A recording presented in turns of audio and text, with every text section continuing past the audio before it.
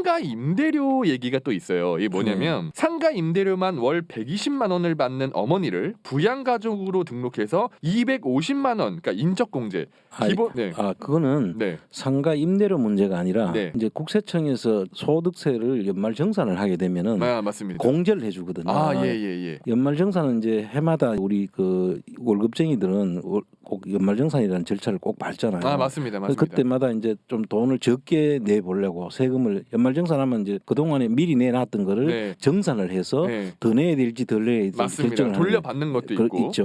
이 사람들이 꼼꼼하다는 게 그런 겁니다. 120만 원 정도 되면 어머니가 60세 이상이 넘어야 되고 100만 원 이하의 소득이 있을 때 부양가족으로 공제를 받을 수가 있거든요. 근데 이 사람들은 그런 조건이 안 됨에도 불구하고 부양가족으로 올려가지고 공제를 받았다는 게 문제인 거예요. 어떻게 보면 이것도 참 편법인 거네요. 이거는 탈세죠. 탈세가 맞는 조건이 안 되는 걸 한 것이니까요. 그리고 모친 관련 의혹도 사실 뭐 굉장히 많은데 SBS 취재 결과로 나온 건데요. 한 후보자, 그러니까 한동훈의 모친은 서울 서초동에 상가 4채와 오피스텔 한 채를 보유해 매월 수백만 원의 임대 소득을, 소위 말해서 있는 놈이 더하다, 이런 얘기거든요. 실제로 그 있는 놈들이 더한 거 맞아요.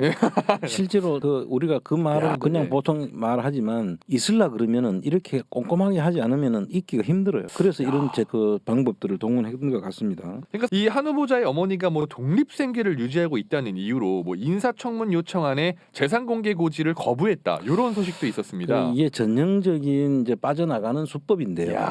근데 이 고지 거부는 할 수는 있거든요. 다만 이런 경우는 고지 거부가 안 됩니다. 예를 들어서 한동훈 개인과 관련된 재산 증식 과정에서 어머니와 관련이 있는 경우가 있을 수 있어요. 상속 문제라든지 증여 문제라든지 또 이 쿠션을 돌려가지고 불법으로 이제 증여를 한다든지, 그런 경우는 이 고지 거부를 하려 그러면 단순히 거래 관계가 없을 때는 한동훈 씨하고 거래 관계가 없을 때는 고지 거부가 가능한데, 그렇지 않은 경우는 직접 연관이 있는 경우는 고지 거부가 아니라 자료를 반드시 제출을 해야 될 의무가 있습니다. 그러니까 여기서 고지 거부라는 것은 단순히 생계를 같이 하지 않고 경제적 이해관계가 전혀 없을 경우에는 고지 거부가 가능하죠. 그 케이스는 그런 일들은 아닐 것이다. 함부로 고지 거부하기가 쉽지 않을 것이라고 보고 있습니다.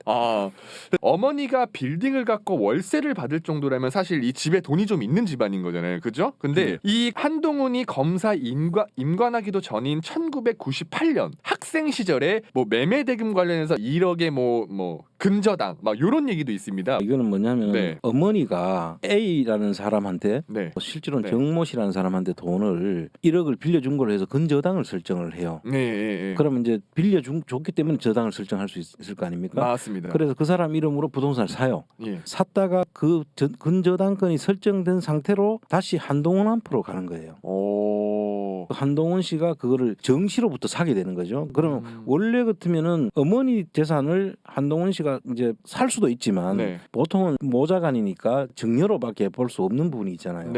그래서 정시를 세워서 그쪽에다 돈을 빌려줘서 근저당권을 설정을 하고 그 근저당권이 설정된 상태에서 사서 한동훈 씨 개인 부동산이 됐다. 그럼 어떻게 되는 거예요? 실제로 어머니로부터 증여해서 받아온 건데 그 돈을 근저당권 설정돼 있는 거를 돈을 갚아야 될 거 아니에요. 채권을 그대로 인계받은 거니까. 그렇겠네요. 근데 그 1억을 줬다고 하면은 문제가 달라지는데 어머니가 그 돈을 받았다는 근거를 제시해야 되는 거죠.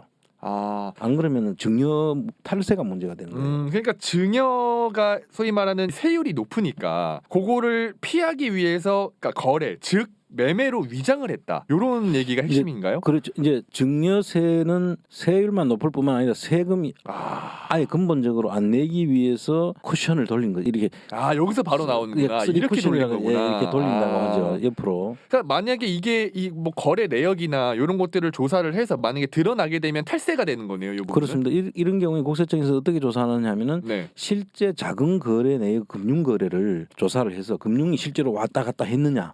그냥 말로만 이렇게 등기상으로만 이렇게 저당권만 설정했다가 해제를 했느냐. 근데 말로만 3 쿠션을 돌렸다라고 하면 탈세. 그렇죠. 야. 이 부분을 직접 좀 봐야 되고 아마 오래됐다고 하면서 지금 자료를 뭐 내놓을지 안 내놓을지 모르겠는데. 참 그러니까 막 그게 궁금해. 이게 사실은 1998년도 얘기잖아요. 예. 아무리 국세청이라고 해도 그때 자료를 다 검토를 할 수가 있는 건가요? 자료는 요즘 전산화가 돼 있어가지고 네, 98년도면은 뭐 전산은 다 있을 수 있는데요. 자료를 국세청이 내놓을지는 모르겠습니다. 그게 이제 뭐 한 10년 정도 보통 있다가 뭐 하는데 그걸 완전히 없앨 수는 없거든요. 그렇죠. 나중에 문제가 문제가 때문에. 되죠. 예. 전산 자료는 금융 자료는 그렇게 오래 있어도 그게 크게 뭐 양이 그렇게 많지 않잖아요. 전산 네, 자료는. 맞습니다.